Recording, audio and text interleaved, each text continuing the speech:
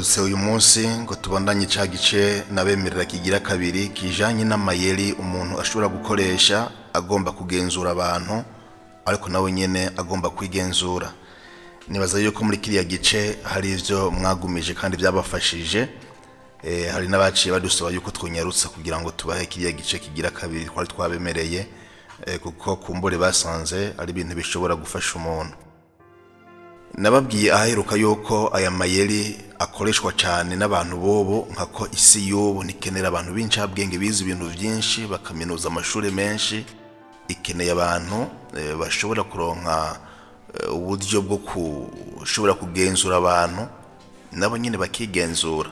Ko narababwiye yuko mwaranavyumvise mu gice ca mbere yuko n'amayeri agufasha kugenzura, kubona abantu mubana, abo musangiye ibikorwa, abo musangiye kibano ni societe, mugabo akabona amayeri nyene agufasha kwigenzura. Ndayita amayeri kubera yuko nta science yemeza, n'uburyo abantu batoye baravye imibanire y'abantu, ico abantu bakeneye, ico nawe ubukeneye ku muntu yuca nkuriye.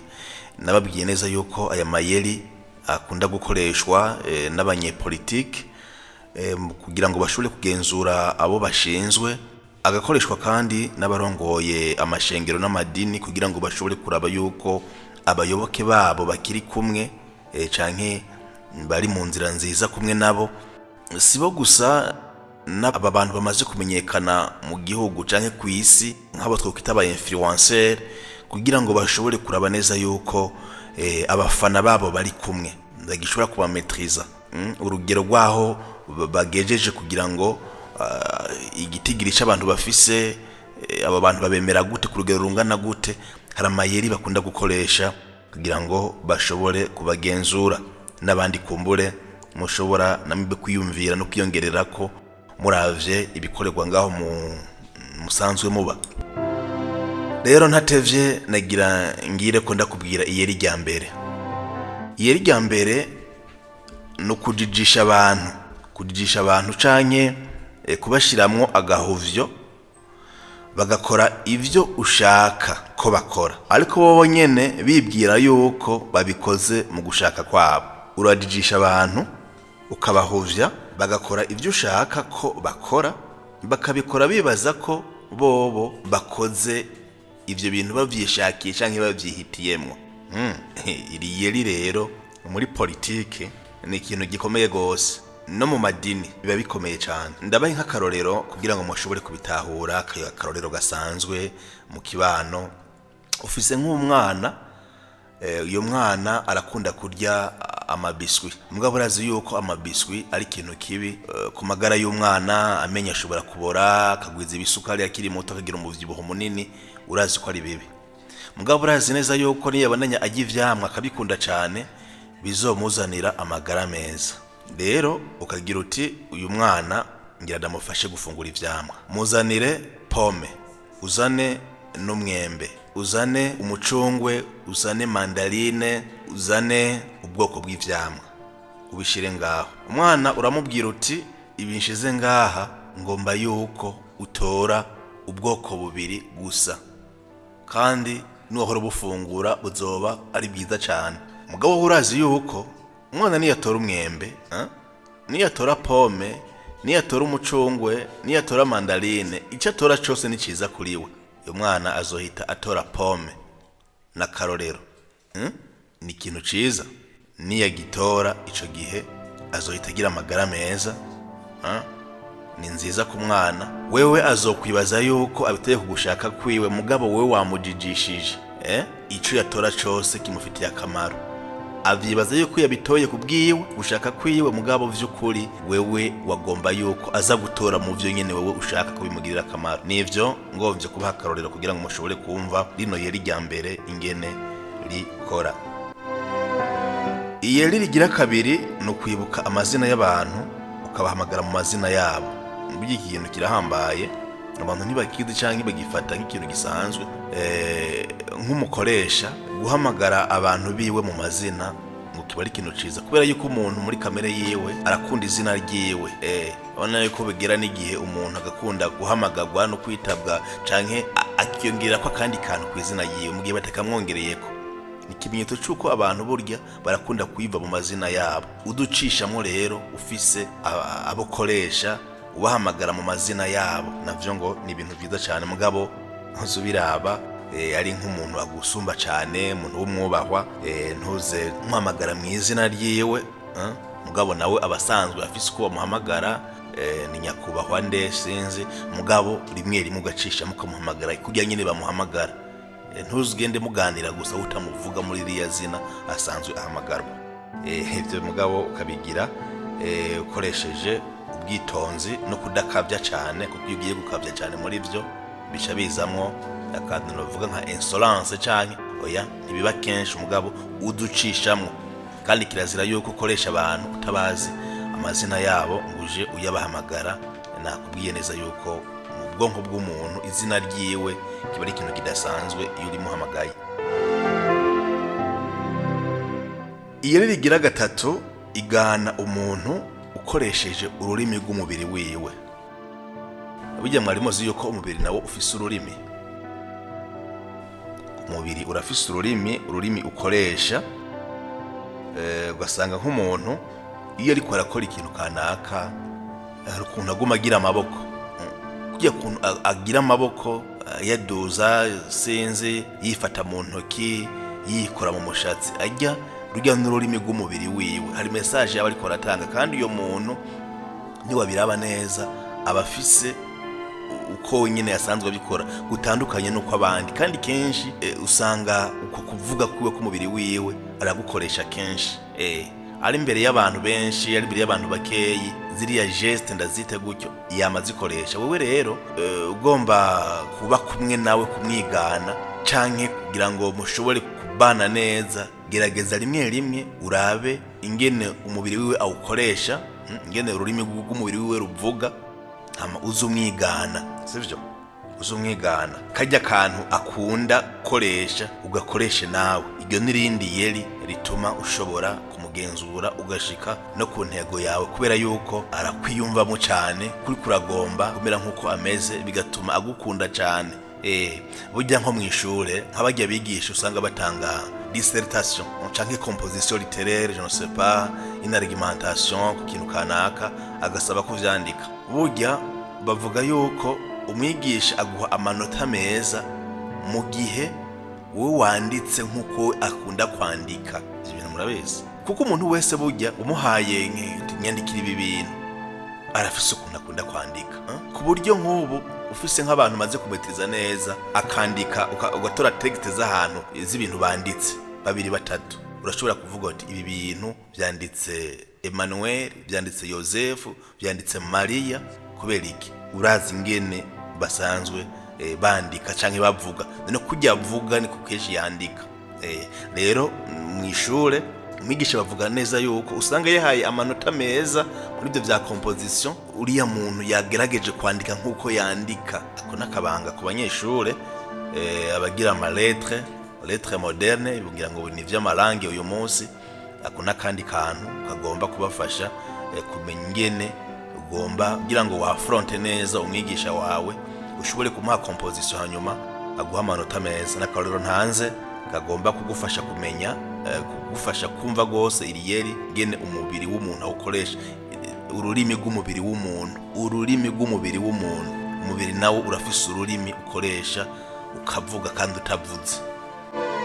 Iyeri rigira kane, igihe cyose uri kuravuga uganira n'umuntu, ufite iciyumviro ugomba kumubwira, ibyo ugomba kumusaba, ibyo ugomba yuko agufasha, gerageza guherekeresha amajambo yawe n'ibimenyetso by'umubiri wawe biratomoye. Dufate nimba ari ahantu ugomba kuvuga ego, ugomba kwemera, zunguza umutwe. Ari ahantu ugomba guhakana, zungagiza umutwe. Ari ahantu ugomba gushimangira, erekana yuko nyene urukumu uruduze, ushimangire.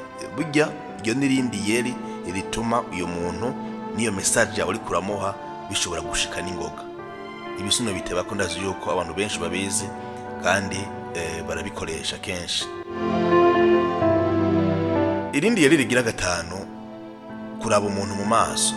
Burya iyo umuntu aje akubwira ibintu kugira ngo umenye neza yuko ibyo ariko arakubwira ari ukuri, murabe mu maso, avuge, wowe mubaza ikibazo, mubaza icambere n'icya kabiri, yishure murabe mu maso, uhita umusomamwo ukuri kwiwe, ariko arakubesha cyangwa akakubwira ukuri. Biriya bintu abantu bazana ngo yavuga ngo rahira, nta muntu w'ubwenge aza kubwira umuntu ngo rahira. Oya, ibyo ariko aravuga uragenda ubisoma canke ngo subiramo. Oya, muwe mubaza ikibazo avuge, hanyuma umusomemwo ibyo ariko aravuga, kuko mu maso yiwe ingena bivuga bigenda bikwereka yuko uyo muntu by'ukuri ari inosa mu ico kintu canke ari mukuri. Iyo nirindi yeri abantu batagomba murabe mu maso. Ntuje wunama hasi avuga ibintu wowe ngo urabe hirya, murabe mu maso. Iyeri rigira gatandatu no gushirikiyo ahantu ukorera. Muzamubona ama office menshi canke ugiye muri shop kanaka irimo ikiyo. Burya rijya nirindi yeri ry'abantu baciye ubwenge. No kuvuga iki? Abantu baje bakugana bose ntibaje banezerewe. Abaje bafise ibibazo, hari ibibazo by'ubukene, hari warayashwanye n'uwo bubakanye, hari udahuza n'umukoresha. Uko bigenda kose bari abantu baza bakugana, benshi muri bo baza bafise ibibazo. Nubwo hashobora kuza bafise ibibazo mugabo kagerageza kubinyegeza, benshi baza bafise ibibazo, kuko mw'isi ugiye kubiraba neza abantu benshi bagenda bafise ibibazo. Ico rero ukimenye yuko uriya muntu muhuye, kumbure ikibazo ciwe afise ashobora kuba afise ubuhinga bwo kukinyegeza no kukibika, kuko abantu ntibaba mu bintu kumwe, mugabo urya hari ikibazo afise. Hakaba rero n'abandi bazi batavyihanganira, mugabo bakaba oblige yuko nimba arimo aza kugura ikintu muri shop kwa naka, birumvikana. Kandi hita ushiramo ikiyo kugira ngo uriya muntu niyinjira muri shop yawe ahite yibona ingene asa, ko ashavuye, kuko umuntu ashavuye acasa nabi, ndabivuge gutyo. Niyasanga rero aje akibona akabona ko asa nabi kubera gushavura kwiwe, aza guhita directement ahindura iyo formo bwonko bwiwe yuko yo kwikura mu ivyo bintu. Biragufasha cyane wewe, kuko nimba aje kugushorera ikintu aje yarakaye, urumva biragora ko muza guhuza. Ngabo yuko amaze kudijisha ubwonko bwiwe yuko atakibaza ari mu kubera uko yibonye, biza gutuma muyaga neza. Iyo nirindi yeri rero abantu bakoresha kugira ngo bashobore kugenzura abantu baje babagana. Aya yose mpejeje kubabwira rero n'amayeri ushobora gukoresha wewe ugenzura abandi. Mbega weho n'ayahe mayeri ushobora gukora wigenzura, kuko ni vyiza canke ni ngombwa yuko umuntu nawe yigenzura. Iyeri rya mbere, igihe cyose uri ahantu canke ugomba kuja ahantu wibaza yuko hatandukanye naho wahora uja, gerageza guhekenya akantu naho kaba gatoyi. Hekenya akantu, buriya kariya kantu karagufasha, kaza kujijisha ubwonko bwawe. Karajijisha ubwonko bwawe, kaze kabubwira yuko buryo hari utuntu uri gufungura, gusohora, ni kuvuga ubwonko bwawe gusohora yindi misemburo, amahormone yandi. Iyo turyohewe turiko turafungura akantu hari imisemburo canke amahormone yageze kubabwira n'amahormone umubiri wacu usohora bivanye n'ico tuba turimo. Rero uri kurekenya akantu, ubwonko bwawe buzija busohora imisemburo igukura mu ubwoba. Imisemburo yo gufungura, uri kurafungura akantu urumva kuryohewe, wewe wagize ubwoba mugabo ubwonko bwo wabujijishije yuko atabwoba ufise, none ca kintu cyari kiguteye ubwoba kigahita kigenda neza. Je ni ibintu bisanzwe mugabo abantu bashobora gukoresha kugira ngo bashobore kwigenzura bo nyene. Ikindi nuko kigira kabiri, wowe ukutekereza, uko wiyumvira kuri ni kuri ya nyene uri. Uko wowe ugerageza kwiyumvira kuri, ushobora kwiyumvira yuko uri umuntu w'ikijuju, buryo ucuba ikijuju nyene. Usanga uri ikijuju na kimwe guteranya kimwe bikagomba kukunanira, kuko muri wewe wamaze kwibwira neza yuko uri ikijuju. Mugani wibwira yuko uri umuntu w'incabwenge, ukavyibwira muri wewe birangira uri kuba incabwenge. Ico wiyumvira, ico witekereza ko nico wewe nyene uba. Wiyumvira yuko uri umuntu mwiza, ukavyi muri wewe ugenda umuntu mwiza, urabirangira ubaye mwiza. Wiyumvira ko uri umuntu mubi, ngusanga ahubwo wabaye mubi ko kangahe. Hakaroro bigeze gutanga ngo hari umuntu ngo baguma babwira, yaguma yibwira yuko ngo asa n'imbwa, akavyibwira kenshi, je nsa n'imbwa vraiment, mu maso hanje nsa n'imbwa sinzi icyo yafatira ko ngira ngo ntiyari bwatera agatambuko mu kumenya yuko umuntu wese asa n'Imana. Akama byiyumvira kenshi, hari igihe yabivuga mugabo ngo byaramufata umwanya munini yiyumvira yuko adasa n'umuntu, mugabo ngo asa n'igikoko bita imbwa. Ngo hagiye kugera igihe ngo baza babona atanguye gukuga kujya kwimbwa, kuvuga yabaye mw'ico kintu gushika hakibamwo nyene. Ibi rero muza mubimenya, muranabizi no kubibutsa yuko ico utekereza, ico wiyumvira kuri nico uba uri. Nirindi yeri ryo kugira ngo wigenzure. Iyeri rigira gatatu mu kwigenzura, iyo umuntu aje akurakariye, akaza yaje nk'igishirira, azanye ishavu ryinshi, wowe nawe tuza umurabe gusa, umufate nk'uko wewe nibyo ariko uragira atabyobona, tuza kuko yaje yarakaye. Ni bya bindi burya tugiye mu nkuru nziza, umuntu ntiyagukubita ikofe ry'ububafu uramuhigiye buryo. Mu yandi majambo, inzira umuntu azananye ajemwo akwereka, nawe mwereka iyindi. Igihe burya nico bisigura, ntibisigura yuko ngo woca umuha ikofe nawe, oya, uko umuntu aje ukabona kwari gukwiye kubuko, nawe cuza mu yindi nzira, yaje iburyo nawe je ibubafu. Ndabibona abantu batwara imodoka, uza wumva umushoferi avuga ngo yandasiye amatara maremare, none we nawe niba murasira maremare biza guherera hehe? Uvamwo nawe ukamwakiriza amatoyi kugira ngo bishobore kugenda neza. Nimwatsa amatara maremare mwese birabagora kugira ngo mushobore guhura, mushobora no kugira isanganya. Iryo nirindi yeri umuntu ashobora gukoresha yigenzura. Yeri rigira kane ni burya umuntu wese iyo afise ibibazo ngo biba vyiza ngo iyo abibwiye uyundi muntu, ico gihe aba ariko aragerageza kuvyikura mu mugabo. Sinzi ko dabaho ico cigwa aho tubabwira neza yuko atari vyiza yuko umuntu yamavuga ibintu vyiwe abibwira abari bo bose, kuko rimwe bikushobora kuviramwo ibintu by'inzeduka, ibintu bibi cyane. Tuzobigarukako ico cigwa sindagitanga ngo naragiteguwe muraba hafi. Rero kugira ngo ushobore kubikora neza, wowe ivyo bintu vyawe vyandike. Ivyo bintu wumva umengo ugomba gusohora, genda uvyandike. Iyo wavyandika bizoba bimeze nk'uko ubwonko buzofata yuko ivyo bintu wabivuze, nta kibazo bizogutera muri wewe. Uvyandike hanyuma bifate nk'uko uzoba wabivuze, hako woja kubibwira abantu kumbure batabinezwe canke bafise ibibazo byinshi kugusumvya canke bahita bakwitwengera, wewe vyandike uzoba ubivuze. Aha tuzobona byinshi ngene abantu bashobora kugira ibibazo kubera ko batavuze ibintu vyabo, cane bikakarirwa abagore gusumba abagabo. Nibo bumva bameze neza iyo bavuze ibintu byabo, mugabo si byiza kubibwira uri we wese. Ico gihe rero hitamwo kuvyandika, domeze nk'umuntu yabivuze. Mu nkundire nsozere kwa rino yari rigira gatano, ishiremwo umutuzo. Tuza muri buri kintu cyose kikubayeko, tuza. Mbere twigije kure, tangura gutuza mu kwibaza yuko hari ntishobora kukubako ibi na biriya, tangura utuza bitaranakubako. Iha amahoro n'imbere yuko ikintu kibi kigushikira. Muje mubibona, nk'ubu urashobora kuba ufise umuvyeyi ukunda cyane, nivyo abana bose barakunda abavyeyi, Imana ikimugwaye nk'ingabire ubu mukunda. Mugabo uko bigenda kose, wewe ushobora kuzogenda imbere, mvuze umuvyeyi canke uwo mwubakanye. Uko bigenda kose, wowe ushobora kuzopfa imbere yiwe canke we agapfa imbere yawe. Uko bigenda kose, si kenshi muzopfira umunsi umwe. Iyo rero uvuga uti uriya muvyeyi ndamukunda, mugabo barashobora kugenda imbere yanje, ivyo bintu iha amahoro muri vyo. Tuza imbere iyo situation ishobora kuba, hanyuma n'igihe bizoba rero bizogusanga utuje muri wewe. Aka kantu karahambaye cyane. Uri kuracuruza, uri muri business, burya haba harimo ibintu bibiri. Ufise entreprise niniya canke ntoyi, ni ibintu bibiri. Ushobora guhomba canke kunguka. Ugira uti ninunguka nzovyifatamwo neza, bizoba ari vyiza, aho nta byinshi uza gukora. Mugabo ninahomba naho nivyashika udanazo gwanje rugashita, nzovyifatamwo uko. Ugacutuza ugakora, hanyuma ugatuza n'imbere yuko ico kintu gishobora kuba cyo gushikira. Birafasha umuntu.